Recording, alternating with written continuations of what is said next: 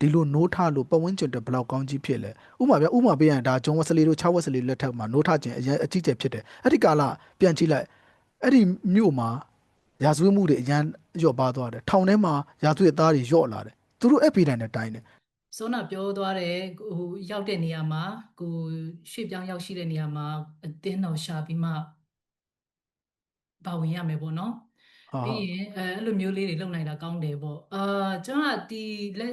်ဖြစ်တကယ်ဖြစ်ပျက်နေတဲ့ case တွေကိုနည်းနည်းအတွေ့အကြုံလေးတွေနားထောင်ဘူးတဲ့ဟာတွေရှိတယ်ပေါ့နော်အဲ့ဒါဟာတွေကြတော့ဟိုအဲ့ဒီအခြေအနေပေါ်မှာဆရာဘယ်လိုမြင်လဲဆိုတာသိချင်လို့မေးတာပါဟာဟာဆိုတော့အဲ့ဒီမြန်မာနိုင်ငံကနေ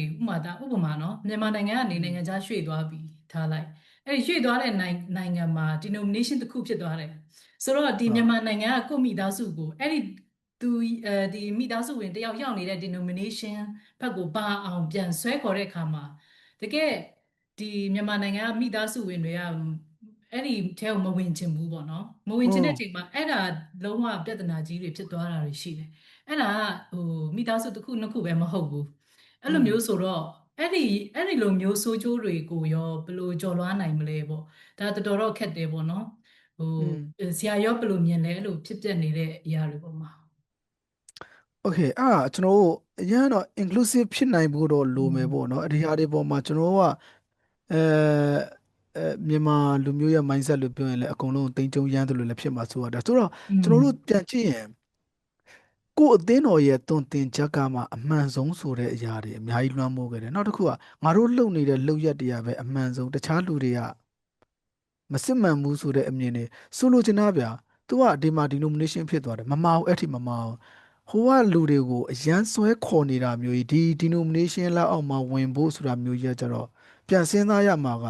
ဟိုဘက်မှာကဘာပြဿနာရှိလို့လဲမမနိုးထားလို့ okay နိုးထားခြင်းဆိုရင်ရောနိုးထားခြင်းဘိုက်ပေတန်းနဲ့တိုင်းလဲကျွန်တော်ပြန်ကြည့်ရမှာအခုငါတို့ဖွဲ့လိုက်တဲ့ denomination အရန်နိုးထားတယ်ငါတို့အရင်တော့ပါဝင်ခဲ့တဲ့ငါမိသားစုတွေပါဝင်နေတဲ့လက်ရှိပါဝင်နေတဲ့ denomination ကမနိုးထားတဲ့နေရာကြီးဒါဆိုနိုးထားခြင်းရောဘာနဲ့တိုင်းလဲဖះเจ้าထဲမှာငိုဟာရီဟ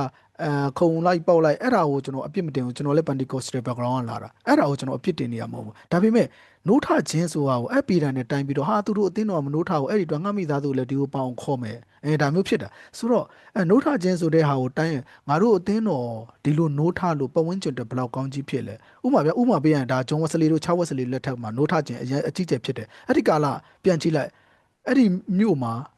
ရာဇဝတ်မှုတွေအရန်လျော့ပါသွားတယ်ထောင်ထဲမှာရာဇဝတ်သားတွေလျော့လာတယ်သူတို့အဲ့ပေတိုင်းနဲ့တိုင်းတယ်ဒါဆိုရင်ကျွန်တော်တို့ဒီခေတ်မှာငါအခုမှရောက်လာတဲ့အသင်းတော့ဒီဟာမှတကယ်စစ်မှန်တာအဲ့ဒီတော့ဒီနေရာမှာအရန်နိုးထတာပဲအဲ့လိုတိုင်းနေရဆိုရင်အဲ့ဒီအသင်းတော်အပြင်ပတ်ဝန်းကျင်ဘယ်လောက်ကောင်းကြီးဖြစ်လဲဒါကိုကျွန်တော်တို့ပြန်တွက်ပြီးတော့မှဒါဆိုရင်ရောငါမိသားစုလက်ရှိပါဝင်နေတဲ့ဟာကနေဒီကိုခေါ်မယ်ဆိုရင်ရောသူတို့အတွက်ဘယ်လောက်ရင်ဆိုင်ရမလဲသူတို့ကရောဒီယဉ်ကျေးမှုဒီအသင်းတော်ရဲ့လှုပ်ဆောင်ချက်တွေနဲ့ယဉ်နီးပါမလားလက်ခံနိုင်ပါမလားသူတို့အခုလက်ရှိပါဝင်နေတဲ့အသင်းတော်ကရောတကယ်လွှဲနေလို့လားလွှဲနေတယ်လို့ပြောရအောင်လဲကျွန်တော်က ecumenical နဲ့ evangelical နှစ်ခုဒါလိုမျိုးသွားအဲ့လို stand နှစ်ခုပေါ်ကနေလမ်းပြောနေရဆိုရင်လည်းဒါလက်ခံပေးလို့ရတယ်အခုက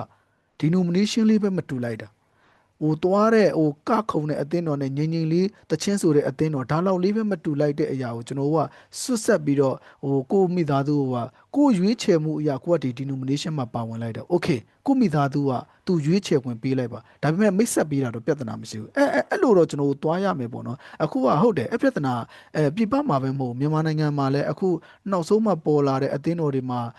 လူငယ်လေးတွေရောက်သွားပြီဆိုတာနဲ့သူ့ရဲ့မိဘတွေပါဝင်နေတဲ့ငယ်ငယ်လေးတွေပြုစုခဲ့တဲ့နေရာကိုလုံးဝမလုပ်တော့ဘူးမကောင်းပြောတော့တယ်တည်နေတဲ့အသင်းတော်နိုးထောင်မှုမရှိတဲ့အသင်းတော်နမိတ်လက္ခဏာမရှိတဲ့အသင်းတော်တရားဟောချက်တွေပြင်းစရာကြီး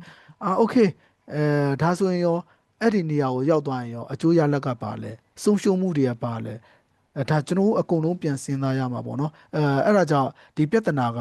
သူ denomination တစ်ခုရဲ့လို့ဖြစ်သွားတယ် okay အဲ့ဒါအပြစ်မရှိဘူးအဲ့ထိကအမှန်တယ်ဒါပေမဲ့သူ့မိသားစုကိုမရမကခေါ်ပြီးတော့မပြဿနာတွေတက်တာမျိုးအထိတော့ကျွန်တော်ကလက်မခံအောင်ဒါပေမဲ့ချပ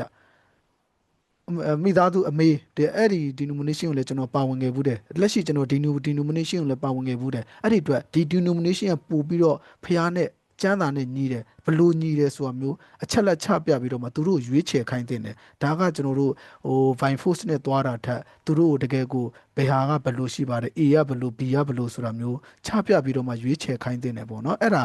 ဒါကျွန်တော်တယောက်တည်းရဲ့အမြင်ပေါ့နော်ဟိုမြန်မာပြပမှာမဟုတ်ပါဘူးမြန်မာနိုင်ငံမှာလည်းဒီနောက်ပိုင်းမှာဒီခေတ်အသင်းတော်ပုံစံမျိုးပြောမလားမြန်မာစကားလုံးနဲ့ပြောရလဲအဲ့ဒီ Modern Church တွေကအဲ့ဒီပြဿနာကြီးရင်ဆိုင်နေရတဲ့လူငယ်လေးတွေကမိခင်အသင်းတော်ဆိုလို့ဖြစ်ရင်သူ့အဖေအသင်းအုပ်ဗျာရှင်းရှင်းပဲသူ့အဖေအသင်းအုပ်ကိုခေတ်ပေါ်အသင်းတော်ကိုတွားမှကျင်တဲ့လို့သူ့အသင်းတော်ကိုမပါဝင်ဘူးကျွန်တော်အတိထဲမှာနှစ်ယောက်လောက်ရှိတယ်အဲ့လိုမျိုးဆိုတော့အရင်